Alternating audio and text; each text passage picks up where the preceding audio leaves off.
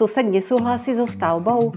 Tak toto riešte. Ak vlastníte pozemok a rozhodli ste sa na ňom postaviť rodinný dom alebo nejakú inú stavbu, tak váš sused vám nemôže úplne zablokovať výstavbu, pokiaľ dodržíte všetky zákonné predpisy. Jeho námietky môžu byť iba k jeho ochrane práv. Môže to byť napríklad hlučnosť, tienenie, prašnosť, rozostup stavieb, prístupová cesta. Dôležité je mať projekt v súlade s územným plánom a požiadať o stavebné povolenie. Ak aj sused podá námietku, musí ju odôvodniť. A teraz to najpodstatnejšie.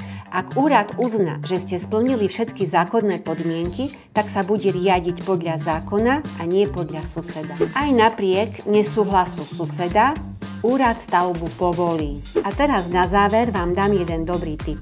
Komunikujte so svojimi susedmi, povedzte im vopred, čo budete stavať a takto sa viete potom vyhnúť ďalším konfliktom. Som Janka Jirásková z Reality Financie.